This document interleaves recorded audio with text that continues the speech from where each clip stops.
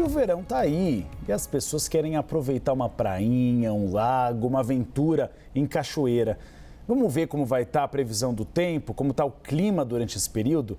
Para saber, vamos receber a meteorologista Maria Clara Sasaki, que traz todas as informações para a gente. Maria Clara, muito obrigado pela presença aqui no Bastidores CNN. Conta um pouquinho para a gente. São Paulo é uma grande preocupação nessa época do ano, as chuvas, porque a gente sempre tem enchentes, tem a possibilidade, por exemplo, de congestionamento, também de desabamento. Como está a previsão neste momento? Olá, muito boa tarde, Uribe. Feliz Natal também a todos que nos acompanham. Olha, Uribe, nós temos agora uma frente fria se formando na região sul do Brasil, já organiza muitas instabilidades entre Santa Catarina e Paraná e deve avançar em direção ao sudeste no decorrer das próximas horas e vai mudar o tempo também aqui no estado de São Paulo, no Rio de Janeiro, áreas de Minas Gerais. Tem previsão de chuvas bem volumosas já a partir dos próximos dias e uma chuva recorrente que vai seguir até pelo menos o final do ano. Então, a chuva começa hoje, né, e segue aí no decorrer dos próximos dias. E a gente sabe, né, Uribe, que quanto mais chuva por um longo período de tempo, maiores são os riscos, né, de deslizamentos, de alagamentos, de enchentes. Então, essas condições, esses alertas, né, eles estão mantidos aí para o sudeste do Brasil, devem começar a valer já a partir da tarde de hoje, Uribe. E a previsão é que se estendam, a gente consegue fazer uma previsão em médio e longo prazo, se isso deve se estender para a semana do Ano Novo? Deve se estender para a semana do Ano Novo também, tá? Tem previsão de chuvas bem volumosas, com acumulados passando de 100 milímetros em algumas áreas do Rio de Janeiro, do sul de Minas Gerais. Você mencionou, né, o pessoal que gosta de aproveitar aí essa época do ano em cachoeiras. Tem que tomar cuidado com a questão das cabeças d'água, né, que são aquelas ocorrências quando não está chovendo na área da queda d'água, mas chove no leito do rio, ao longo do rio, né, e essa chuva vai percorrendo todo o caminho do rio até chegar na queda d'água, quando ganha muita intensidade e acaba surpreendendo as pessoas, né? Uma grande quantidade de água em um curto período de tempo. E isso acontece muitas vezes, né, nessa época do ano, porque as pessoas não estão vendo a chuva. É uma chuva que está acontecendo distante, mas que acaba ganhando força aí no percurso do rio, Uribe. Isso é um problema muito grande lá em Brasília, onde eu moro, Maria. Porque a gente tem, por exemplo, a Chapada dos Veadeiros, tem Pirinópolis, que são cidades com muitas cachoeiras, e essa época é das cheias, é quando chove de novembro a abril. E aí as pessoas acham, não, vou aproveitar a cachoeira, e já está chovendo no nascente do rio, e chega a tromba d'água e tem muitas mortes. Então, se houver previsão do tempo em um local onde você vai a uma cachoeira, não entre na cachoeira. Porque a possibilidade de afogamento, né, Maria Clara, é muito grande. Porque chega de repente um volume de água que te leva, te empurra para o fundo do rio e você não consegue subir. Estamos falando de praia, estamos falando de verão. A gente mostrou aqui nos bastidores que muitos brasileiros pretendem viajar durante o verão. Como fica o litoral, Maria Clara? A gente tem alguma previsão do litoral, principalmente de sul e sudeste? Você disse que sudeste, provavelmente agora nesse período a gente deve ter chuvas.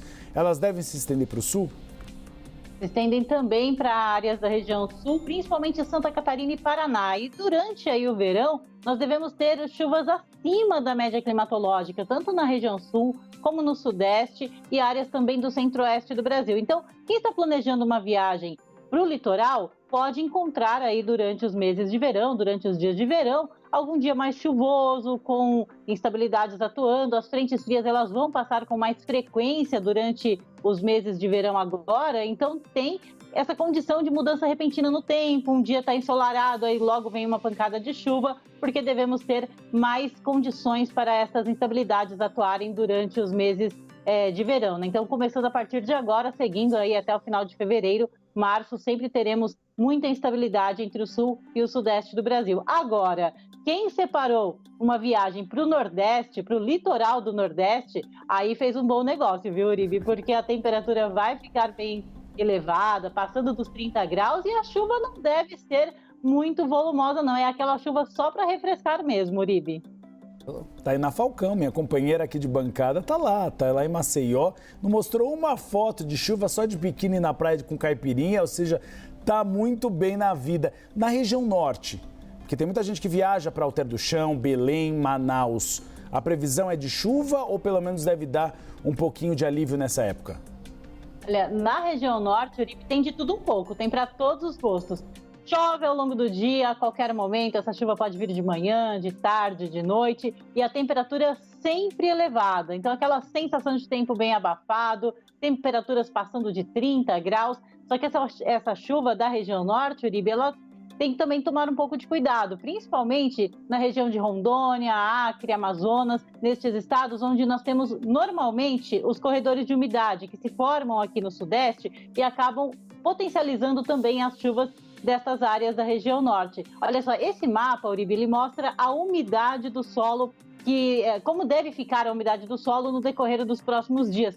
Então a gente vê nessas áreas mais escuras, em tons de verde, onde o solo está encharcado. Então a gente tem possibilidade, né, de solo encharcado e risco de deslizamentos na região sul do Brasil, áreas aqui do sudeste, passando por Goiás, Distrito Federal, no estado de Mato Grosso também. Olha só na região norte como o solo já está bastante encharcado e deve chover nos próximos dias.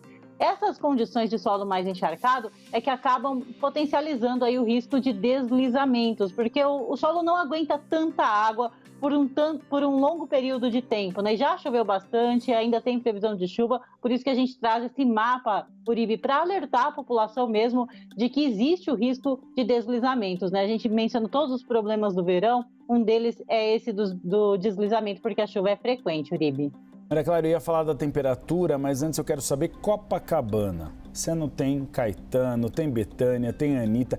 Como vai ser o ano novo em Copacabana? Já temos previsão de chuva ou se pelo menos vai ser um pouquinho mais quente, sem queda de tempestade?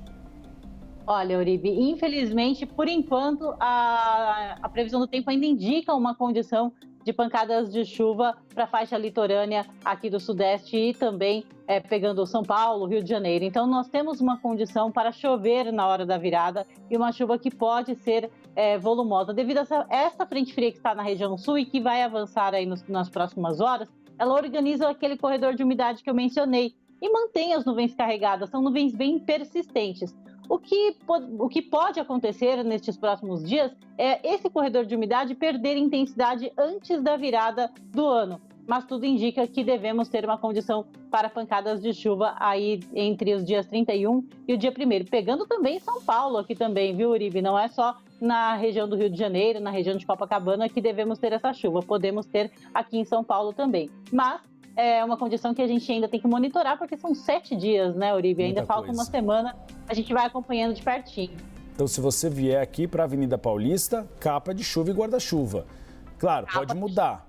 Como disse, são 7 dias, tudo pode mudar, uma massa de ar frio, uma massa de ar quente pode vir, então tudo depende. Mas já se programe para vir com capa de chuva. A gente teve o ano, e isso não é segredo para ninguém, porque a gente sentiu na pele. O ano mais quente da história. 2025 vai ser essa quentura ou vai ser um pouquinho mais fresquinho, Maria Clara? Olha, a gente tem uma tendência, Uribe, de que a temperatura diminua um pouco agora principalmente agora no verão de 2025, com relação aos 2 últimos anos. O que nós tivemos, né, nos 2 últimos anos foram valores de temperatura recorde, principalmente temperatura máxima, né? Temperatura muito elevada no planeta todo, não só aqui no Brasil, o mundo todo sentindo aí esse calor, essa temperatura mais elevada. Agora, aqui para o Brasil, principalmente no verão, nós devemos ter aumento da umidade. E a umidade acaba controlando a temperatura do ar. A gente não tem extremos de temperatura, né? Olha só, essa é a previsão agora para os próximos dias, até o final do ano.